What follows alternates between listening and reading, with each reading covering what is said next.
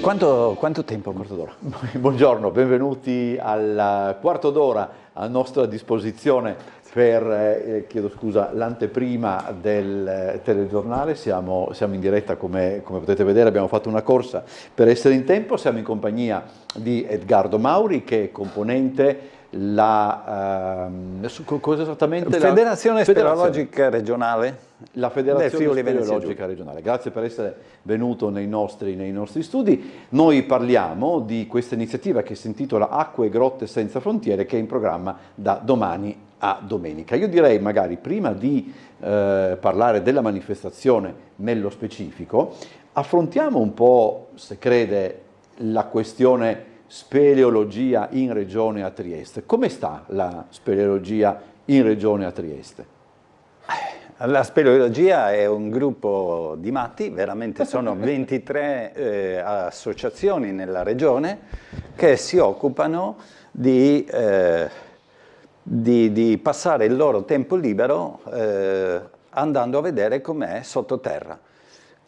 Tutte le aree carsiche del pianeta, ce ne sono tantissime, possiamo immaginarle come delle spugne.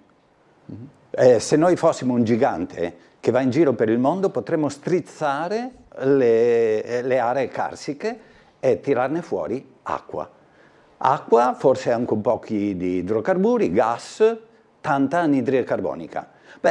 Noi andiamo a esplorare questo mondo che comincia dal suolo e finisce nel Carso classico, qui da noi, a 300 metri sottoterra, dove troviamo il fiume Timavo.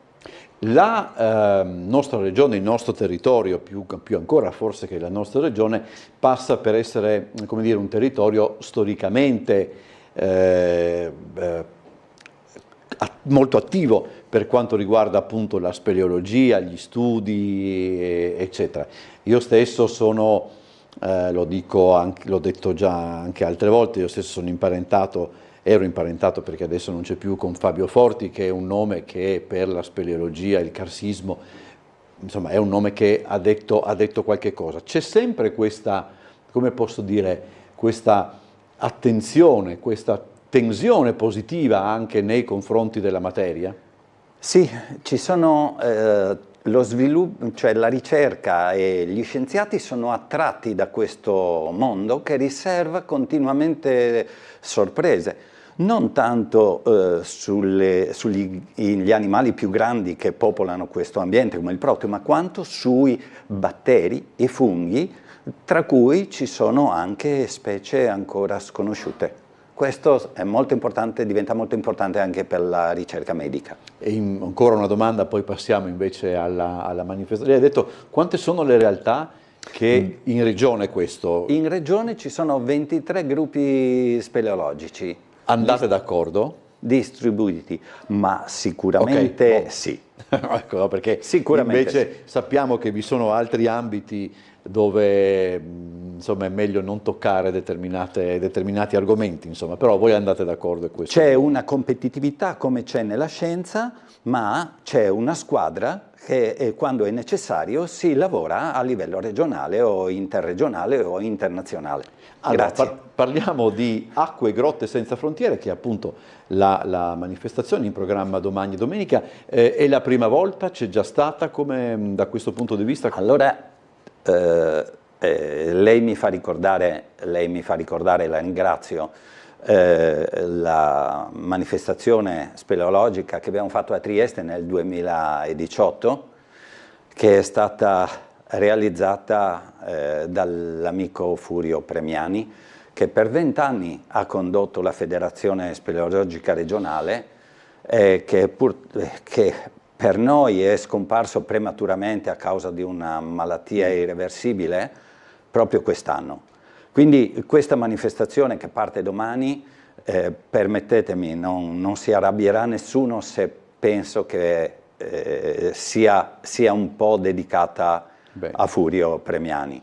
E quindi ringrazio anche tutti gli amici della federazione con cui abbiamo lavorato tantissimo per realizzare non solo la mostra che parte domani alle 9 a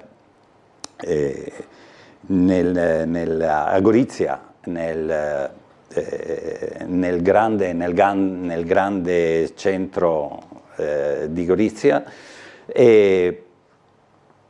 e dico, sì, un po' e la emozionato, mostra, insomma, sì, quando chiedo no, scusa, ma capisco chiedo perché, scusa, insomma, ma ci sono tanti ricordi che nel tempo breve mi si affollano, e quindi ma è normale. parallelamente al convegno ci sarà una mostra che viene inaugurata domani 14 e durerà fino al 13 luglio, e questa sarebbe importante che abbia il maggior numero di visitatori possibili. Sempre a Gorizia, chiedo scusa? Sempre a Gorizia, sì. Allora, di che cosa si tratta? È abbastanza, voglio dire, intuibile, però di che cosa discuterete durante il convegno? Il convegno avrà diverse sezioni, sarà introdotto da Franz Gabrowitz dell'Istituto di Ricerche Carsiche di Postumia, che parlerà appunto delle piene del Timavo e di come queste si diffondono nel sistema sotterraneo del Timavo. Ma poi nel pomeriggio avremo l'intervento di Bartolomeo Vigna, che è sempre, appunto, essendo come una spugna l'area carsica, ha questa circolazione di aria e acqua molto importante da monitorare e da indagare, perché ancora non è tutto noto. E affronteremo, ci sarà anche l'intervento di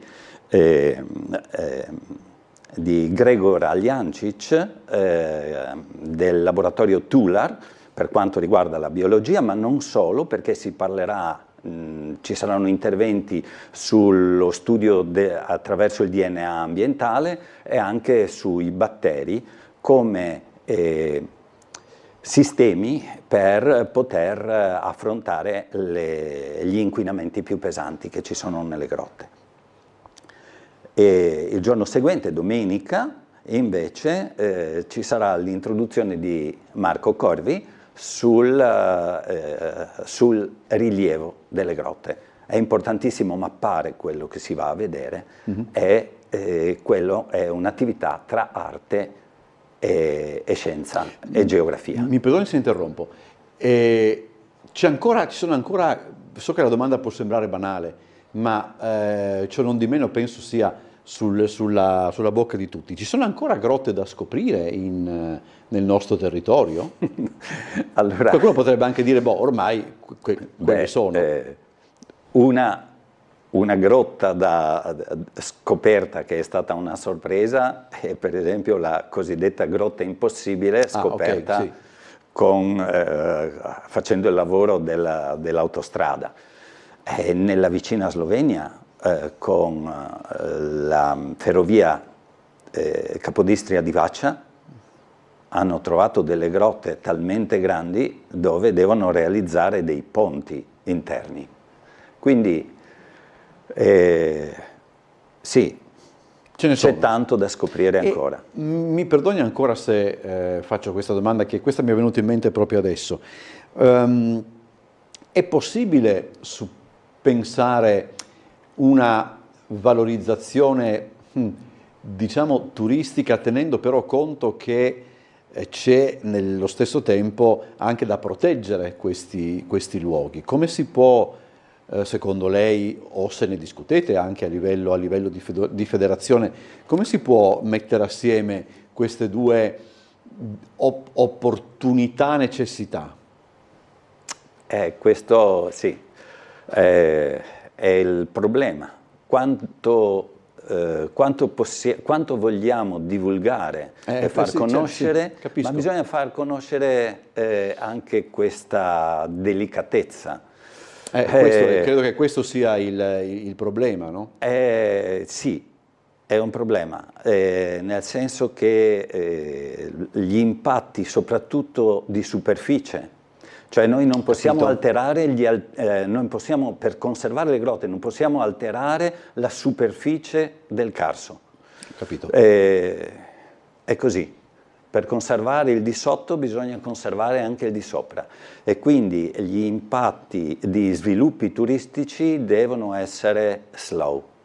Certamente. Ha senso cioè una ricostruzione virtuale, visto che adesso ci sono poi anche queste tecniche, mi pare che si chiamino immersive, logicamente perde fascino, però potrebbe aiutare in qualche modo?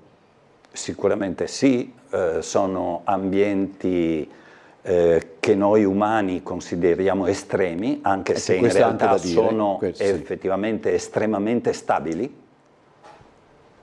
E in grotta si vive di più, gli animali che vivono in grotta vivono di più, perché è tutto più lento, e quindi l'uso delle nuove tecnologie immersive per far conoscere e divulgare queste, compresi i video semplicemente, o quel lavoro che sta facendo anche lei adesso, sì, questi sono molto utili per far conoscere, per divulgare quelle che sono le conoscenze. Perché noi ricordiamoci che parliamo appunto di realtà come posso dire, fragili, che devono appunto essere, che sono anche luogo di studio sotto certi versi e che quindi devono essere preservate al massimo, ancorché, virgolette, purtroppo affascinanti e che quindi possono, come dire, attirare giustamente. Allora, un conto è la grotta gigante, perché quella è attrezzata per la grotta di San Canziano, la grotta di Postumia, insomma sono realtà che si possono visitare senza, come dire, senza grossi problemi perché sono concepite. Sono già bruciate. Sono già bruciate. O da questo punto di vista. Un conto sono appunto quelle realtà più piccole che incuriosiscono, che sono delle piccole gemme che bisogna appunto, come dice lei, preservare anche tenendo in considerazione la superficie proprio e non soltanto la cavità stessa. Allora, l'avevo interrotta quando lei stava parlando della manifestazione. Lei aveva dato alcuni appuntamenti, abbiamo 5 minuti ancora, se riesce un po' a condensare perché poi vorrei farle dire anche qualcosa della mostra. Sì, senz'altro. Allora, ecco, mi era sfuggito, ma adesso qua gli appunti mi aiutano. La sede domani alle 9 è l'Auditorium della Cultura Friulana in via Roma 5 a Gorizia. Insomma, quindi è facilmente raggiungibile. È facilmente raggiungibile. L'ingresso è libero e si alterneranno gli speleologi e i ricercatori e gli scienziati a raccontare le loro ricerche, le loro avventure, soprattutto per quanto riguarda appunto il monitoraggio delle acque, della fauna e il rilievo ipogeo. La mostra invece sarà inaugurata domani verso le ore 10 e quella merita, perché è una mostra veramente immersiva. Dove? Sempre là?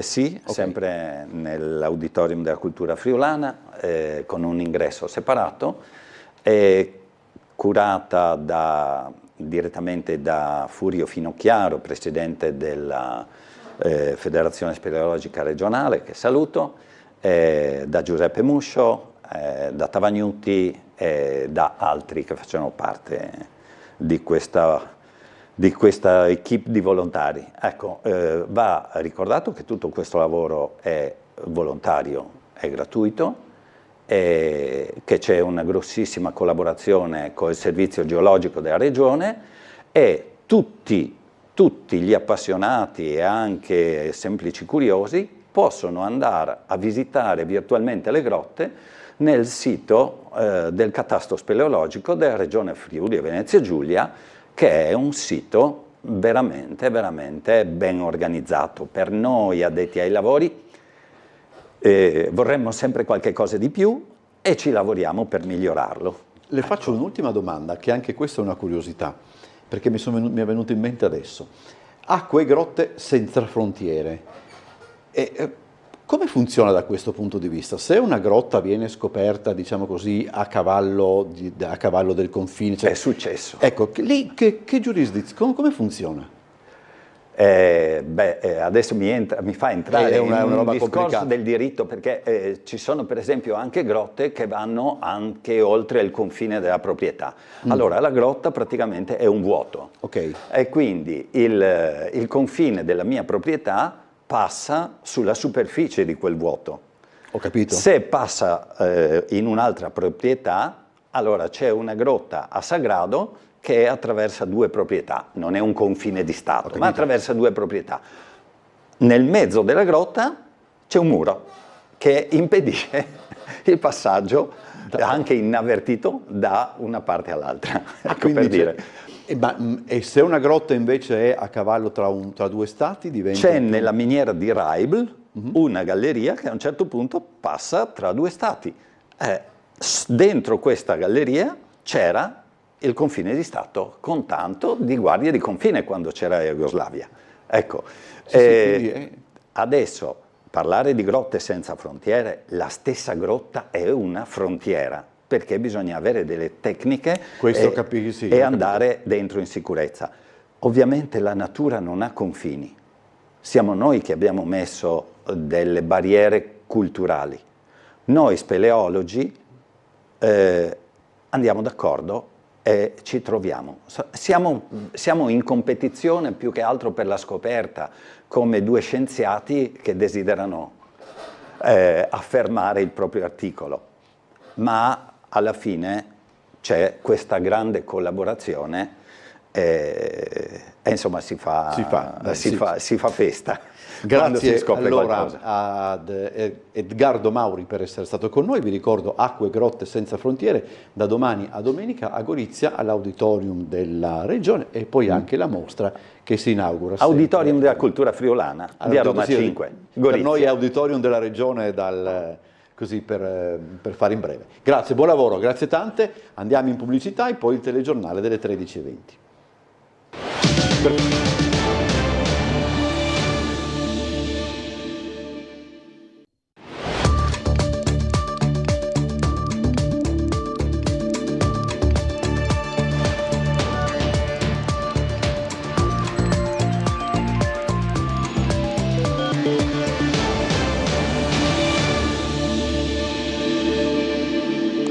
Buongiorno telespettatori di Tele4, benvenuti a questa edizione del nostro telegiornale. Parliamo ancora in apertura di Cabinovia. Il Comune rischia lo stallo anche su provvedimenti determinanti come la nuova manovra estiva, causa il protrarsi della maratona d'aula sulla variante per il progetto della Cabinovia. I capigruppo della maggioranza di centrodestra, assieme al sindaco, hanno lanciato l'allarme in una conferenza stampa. No sulla palestra, no sul Portovivo, no sulla Cabinovia, no sulla scuola. Allora io penso che questo modo di far consiglio, di far politica, non penso che sia più tollerabile. No, non si può stare 4 giorni per fare 2 osservazioni, non si può stare, insomma, no? Oggi 2 osservazioni abbiamo fatto finora, no? Quindi capisco tutto, però questo è davvero vergognoso, soprattutto per la città. Stiamo, come è stato detto, mantenendo qui dei dipendenti comunali, ma anche abbiamo altre delibere importanti che dovremo affrontare. Questo stiamo bloccando i lavori di tutto il Consiglio Comunale. Perché di fronte a noi abbiamo anche altre scadenze, come è stato già detto dai miei colleghi capogruppo, con cui stiamo condividendo questa esperienza, che per l'amor di Dio non ci spaventa, non è questo il tema, ma abbiamo l'obbligo di dire alle persone che di fronte a noi ci sono invece scadenze importanti che ricadono poi sulla vita dei cittadini. Le voci dei capogruppo di maggioranza in Consiglio Comunale sono chiare. Il Comune di Trieste rischia lo stallo a causa del dibattito in aula sulla variante per il progetto della Cabinovia Mare Carso. Un'analisi politica che rischia di durare settimane, se non addirittura mesi al ritmo attuale, considerando che si sono affrontate appena 2 osservazioni nei primi 4 giorni di Consiglio sulle 3.000 arrivate a Palazzo Cheba da parte dei cittadini, con una ripetitività di argomenti palese per chi segue gli streaming in diretta del dibattito. Intanto, importanti provvedimenti come la variazione di bilancio, la cosiddetta manovra estiva, rischiano di rimanere al palo. All'interno del documento c'è anche l'iter per la nuova piscina terapeutica. Abbiamo accorpato le votazioni perché è il diritto di una maggioranza a portare al voto un provvedimento, poi il voto potrà essere favorevole o contrario, ma nessuno ha il diritto di bloccare una città intera. Io vi do solo un dato. Un'operazione di bilancio da 36 milioni di euro che serve alla città e che è ferma per la minoranza del non sepolcro. Dunque, che fare? L'input arriva dal consigliere comunale Lorenzo Giorgi di Forza Italia, che ricorda quando il sindaco di centrosinistra Roberto Cosolini mandò in approvazione il bilancio comunale in pieno autunno, dopo essere stato messo a dura prova dal patto di stabilità, e l'opposizione di centrodestra trovò una quadra per non pregiudicarne l'approvazione presentando un unico emendamento. Ne abbiamo presentato uno perché la necessità era approvare quel bilancio nonostante fosse in ritardo di 10 mesi, perché la città aveva necessità di lavorare. Questo è il concetto di fare opposizione con testa. Un emendamento. Questo è il modo di lavorare. La palla ora passa al centro-sinistra per capire se una quadra sulle tempistiche è possibile oppure no. Intanto, sempre per quanto concerne la cabinovia, il Dem Francesco Russo apre a un confronto che era stato in qualche modo chiesto dal sindaco, vi ricordate, nella seduta di ieri. Il capogruppo in comune di Adesso Trieste, Riccardo Laterza, invece dice di no. C'è margine per un accordo, diciamo, per velocizzare questo iter che sembra infinito e rischia di stallare anche altri provvedimenti, come per esempio la manovra di bilancio? Questa mattina ho proposto al sindaco di bloccare questo stallo in cui si è infilato il centrodestra, aprendo un tavolo in cui finalmente parliamo del merito, in cui anche la maggioranza ci spieghi perché è così convinta della nuova via. Il 73% dei cittadini dice di no, abbiamo spiegato che nella città del Labora non si può fare una nuova via che tra l'altro non ha neanche tutte le risorse necessarie. Aspettiamo noi una risposta e la disponibilità finalmente a sedersi a un tavolo e discuterne insieme. Ma la maggioranza sta facendo tutto da sola, sta portando avanti un'opera impattante, inutile e insostenibile contro il volere della maggioranza delle triestine e dei triestini. C'è solo un'unica via d'uscita da questa situazione, che è quella di ritirare la variante, perlomeno di sospendere la discussione in attesa dei ricorsi del TAR di metà luglio. Su questo sinceramente non c'è grande margine, anche perché ricordo già adesso i tempi di discussione sono stati dimezzati rispetto a quelli previsti dal regolamento del Consiglio Comunale, per cui noi continueremo a portare avanti in Consiglio le tante ragioni di contrarietà all'opera. Stiamo intervenendo nel merito di ogni singola opposizione che, ricordiamo, interviene laddove il Comune vorrebbe espropriare o asservire dei terreni privati per realizzare un'opera inutile, impattante e insostenibile. Calo dei traffici e attività portuale, il punto sulla situazione con il neocommissario dell'autorità portuale Antonio Gurrieri.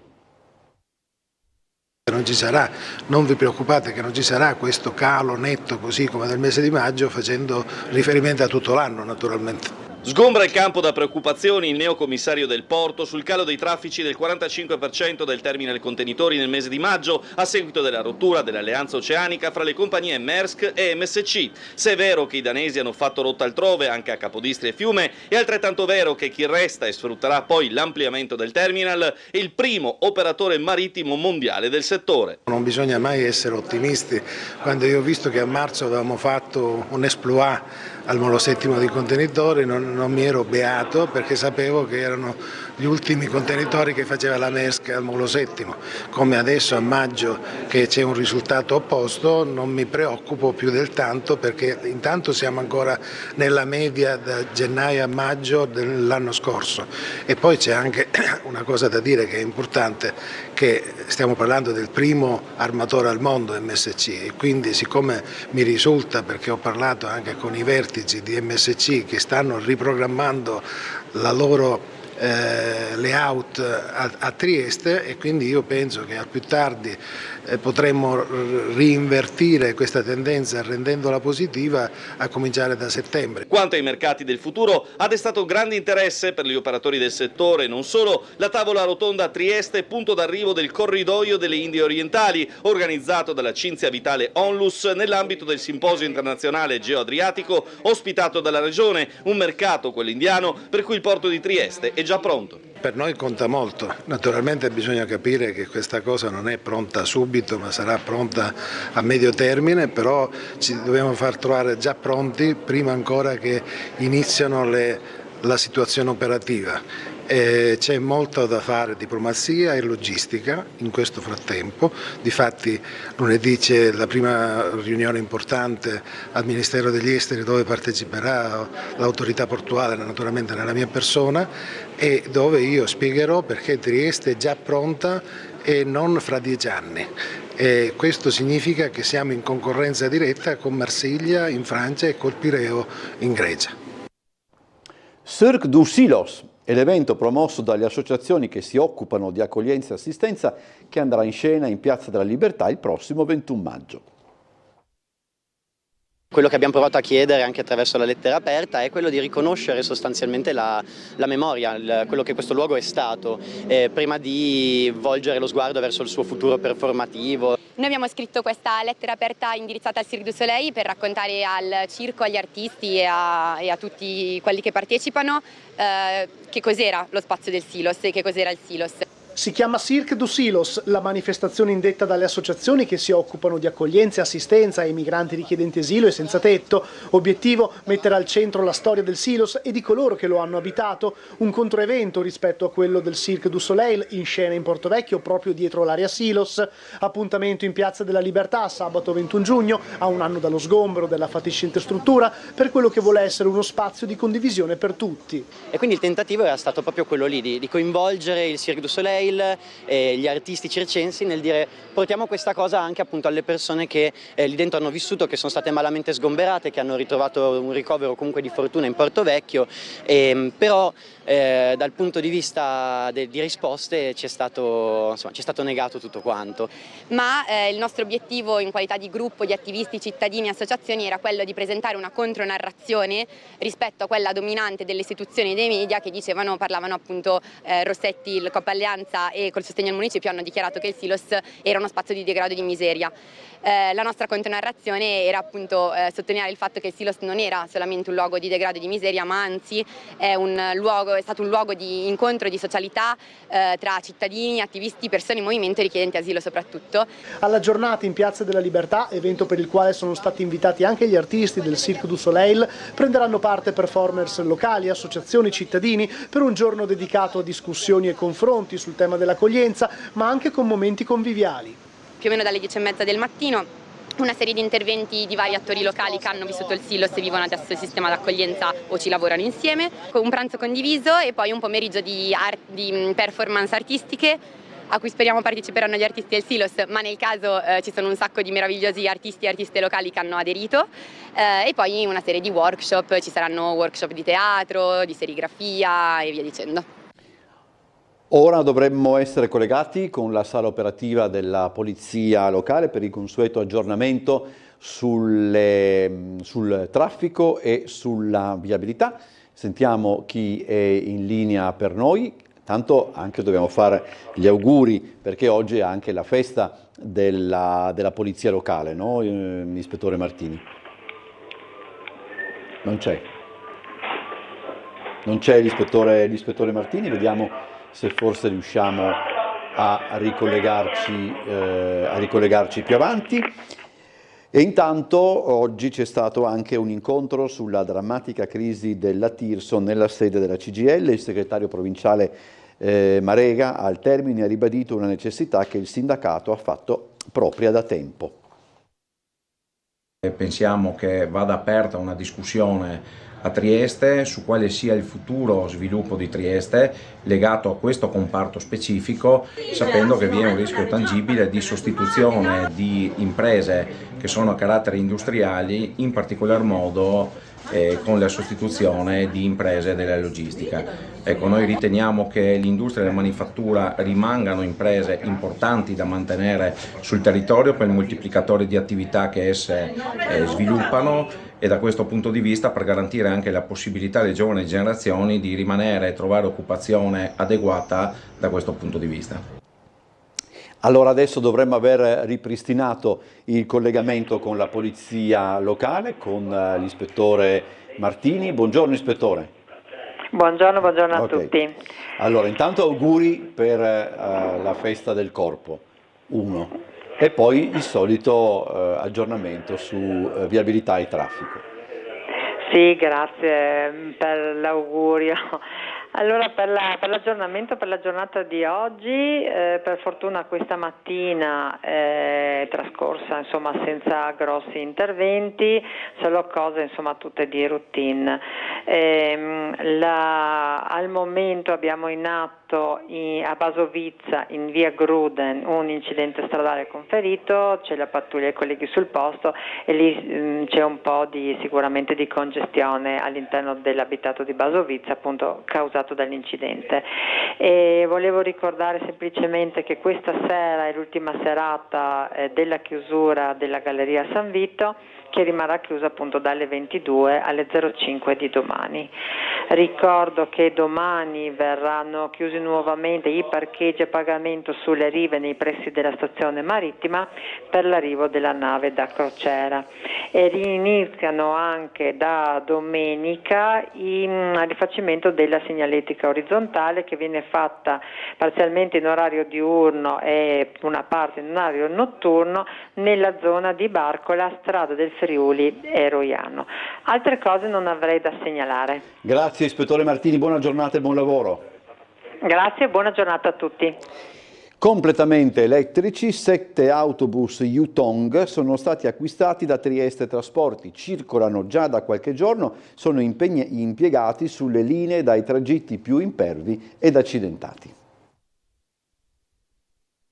Continua il grande investimento che Trieste Trasporti fa, grazie anche ai fondi regionali e PNRR, per arrivare al 2030 con metà della flotta a emissioni zero o a emissioni contenute. Stamani nel sito inusuale, ma mica poi tanto, di Piazzale della Cattedrale, l'ex municipalizzata ha presentato il nuovo modello di autobus che già da qualche giorno copre 4 linee, quelle dal percorso più tortuoso. La 12 quella che fa il tragitto direzione verso l'OPP, la 24 questa qua di San Giusto esattamente, e poi abbiamo la 31 che fa verso est, quindi Muggia fino a Cerei, e la famosa 41 che abbiamo ben parlato nei giorni precedenti. Completamente elettrici ne sono stati acquistati 7. Prodotto dall'italiana Rampini, il bus Yutong può trasportare un massimo di 46 passeggeri, 3 in meno se vi è a bordo una persona in carrozzina, 10 posti a sedere, più quello dell'autista, distribuiti su una lunghezza di 8 metri per una larghezza di 2,2 m, altezza 3,250 m. Il costo complessivo, compreso delle colonnine di ricarica, è di poco inferiore ai 3,5 milioni di euro. I fondi del governo, fondi della regione all'interno del contratto del TPL che consentono alle aziende di poter sostituire i mezzi. In questo caso sono mezzi più piccoli che oltre ad avere la trazione elettrica consentono ovviamente di poter raggiungere parti della città più complesse in termini di viabilità da raggiungere, ma con la stessa capacità di trazione, quindi di potenza, però a zero emissioni. Nel 2025 Trieste Trasporti ha acquistato complessivamente 40 nuovi veicoli, 20 dei quali sono già entrati in servizio. I conducenti di Trieste Trasporti hanno ricevuto una formazione specifica necessaria perché buona parte del risparmio energetico prodotto da questi veicoli parte proprio dalla capacità degli autisti. In chiusura una curiosità. Come succede sempre più spesso, i mezzi sono stati adattati alle caratteristiche del trasporto pubblico triestino, ad una delle quali, forse, si fa caso quando si è altrove. Tutti i bus triestini hanno 3 porte, non è scontato, a noi serve perché abbiamo un traffico quasi esclusivamente urbano e la gente deve salire e scendere in fretta per non perdere tempo e per fare tutte le fermate previste. Ed è stato festeggiato a Miramare il 163° anniversario della fondazione della Polizia Locale.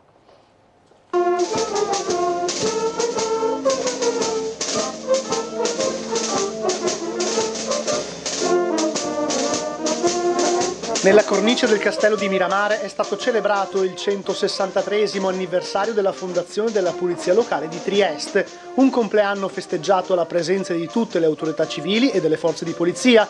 La commemorazione era aperta al pubblico, anche i turisti che ogni giorno affollano il castello e il parco di Miramare hanno potuto così assistere alla cerimonia. L'evento è stato non solo l'occasione di ricordare i valori a cui si ispira il corpo municipale, sempre al servizio della cittadinanza, ma anche di snocciolare i dati dell'attività della Polizia Locale, le sue funzioni e ricordare le novità introdotte nell'ultimo anno. Oggi è la festa e l'abbiamo festeggiata all'interno della splendida cornice del Parco di Miramare, un corpo della polizia sempre più aperto alla cittadinanza, sempre maggiormente a servizio delle esigenze della comunità.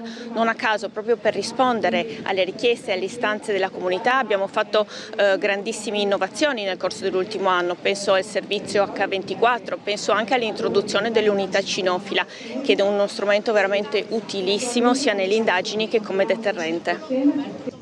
Adesso ci fermiamo per la pubblicità, poi torniamo insieme a voi, quindi rimanete in nostra compagnia, ci vediamo fra poco.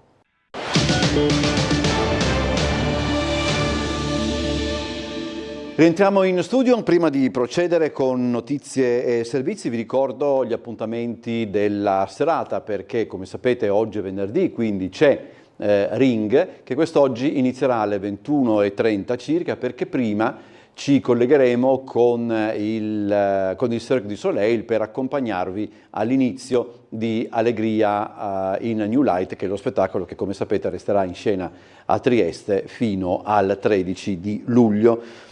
E ne parleremo anche durante un collegamento con il telegiornale e anche post telegiornale. Quindi diciamo che lo speciale Cirque du Soleil andrà in onda dalle 20:05, 20:10 fino alle 20:30, poi il telegiornale, poi torneremo grosso modo appunto fino alle 21:30 quando arriverà Ring. Gli ospiti di Ring, che discuteranno di tutto quello che è successo negli ultimi giorni in comune per quanto concerne la discussione sulla cabinovia e adesso lo stallo a cui si rischia di andare incontro, sono Francesco Russo del PD, Mirko Martini della maggioranza, Antonio Lippolis di Fratelli d'Italia e Leo Brattoli di Adesso Trieste. Incidente a mezzanotte allo stop fra via Schiaparelli. Due scooter si sono scontrati causa una mancata precedenza, feriti entrambi giovani in sella, minorenni tutti e due, uno è ricoverato al Burlo per politraumi, il secondo all'ospedale di Catinara per un trauma cranico. Entrambi non sono per fortuna in gravi condizioni. Due le ambulanze intervenute sul posto, oltre a polizia locale e carabinieri. E ieri ci sono state code e disagi a non finire sul raccordo autostradale del Carso in seguito ad una serie di incendi che si sono sviluppati a lato della carreggiata a partire dalle 11 di ieri mattina appunto. Autostradale del Carso, 5 focolai sviluppatisi a distanza ravvicinata che hanno messo a dura prova i vigili del fuoco, riverberandosi anche sul traffico con code che hanno raggiunto i 3 km all'altezza di Sistiana. Una giornata calda su tutti i fronti, quella affrontata da pompieri, protezione civile, polizia stradale e tecnici dell'ANAS, impiegati da una parte sullo spegnimento delle fiamme, dall'altra sul regolamentare la circolazione autostradale in una situazione quanto mai complessa, acuita dalla mole di tir che transitava sulla direttrice che collega il porto all'autoporto. Ma andiamo con ordine. Il rogo è divampato su un fronte di circa 500 metri a lato della carreggiata, nel tratto fra Sgonico e Prosecco in direzione Trieste. Le fiamme si sono innescate in più punti. Non è chiara l'origine, ma la possibilità di mozziconi di sigaretta gettati a lato della carreggiata rimane più che probabile. L'incendio è stato contenuto fra le 11 e le 13 circa, ma le alte temperature hanno reso necessaria, dopo l'azione delle pompe idrauliche delle camionette dei pompieri, i ripetuti getti d'acqua dall'alto dell'elicottero della protezione civile su tutto il fronte boscato interessato. I focolai infatti rischiavano di ripartire dopo un primo spegnimento. Per consentire le operazioni è stato temporaneamente chiuso al traffico il tratto stradale interessato in direzione del capoluogo giuliano. Da qui le lunghe code prima e l'uscita obbligatoria poi direttamente dall'Isert alla strada costiera. In seguito alle prime operazioni di bonifica è stata riaperta solo la corsia di sorpasso. Per completare l'operazione, oltre a tutti i mezzi disponibili da Trieste e Opicina, sono partiti alcuni distaccamenti dei pompieri di Monfalcone con a supporto anche la forestale. Mentre si interveniva su questo fronte si è sviluppato anche un secondo incendio all'altezza di Fernetti che ha colpito una 50 di metri di area boscata. Macchina organizzativa a pieno regime in comune per il grande concerto gratuito di Elisa e Tananai, in programma il 27 giugno. Gli artisti si esibiranno sulla nave Palinuro che sarà ormeggiata davanti a Piazza Unità.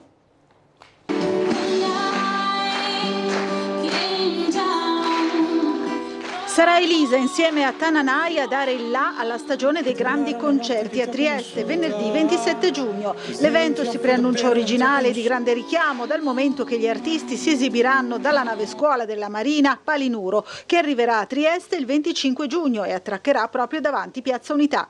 Gli uffici dell'assessorato alla cultura sono al lavoro per tutti i dettagli del grande concerto gratuito promosso dallo staff di Elisa e sostenuto dalla Regione tramite Promoturismo. Già pronta la piantina per gli accessi in Piazza Unità. La Regione, attraverso Promoturismo FVG, da mesi parlava di un triduo di eventi a cui doveva partecipare Elisa, con questa assoluta novità, il palco sul mare. Certamente uno era a Trieste, a bordo del Palinuro, e abbiamo ricevuto questa bella notizia e stiamo organizzando, perché evidentemente l'organizzazione a terra è legata ai nostri uffici, che devono in qualche modo organizzare quelli che sono i classici concerti, in questo caso con appunto il palco sul mare e poi tutta la piazza che sarà occupata e chiusa la sera al traffico. Quindi è un'iniziativa straordinaria, perché dietro ad Elisa c'è anche Tananai, ci sono degli ospiti, poi non so se si ripeteranno nelle altre località friulane, però viene Tananai, che è un'offerta straordinaria per i giovani, mentre Elisa, diciamo, è l'ospite d'onore di tutte, credo, 3 le rappresentazioni. Il concerto dal mare avrà altre 2 tappe in regione, una delle quali sarà sicuramente Grado, ma tornando all'estate di Trieste cresce l'attesa per l'arrivo di Robbie Williams allo Stadio Rocco il 17 luglio, data da tempo sold out, ma che un recente sopralluogo ha aperto a un ulteriore centinaio di spettatori. Intanto gli appassionati del rock esultano all'annuncio del doppio concerto di Vasco Rossi allo Stadio di Udine, in programma il 28 e 29 giugno del prossimo anno. È tutto per questa edizione del nostro telegiornale. Prima di salutarvi vi ricordo ancora gli appuntamenti con Ring, in onda questa sera eccezionalmente a partire dalle 21:30, perché prima saremo collegati dal Silos per il red carpet dello spettacolo del Cirque du Soleil.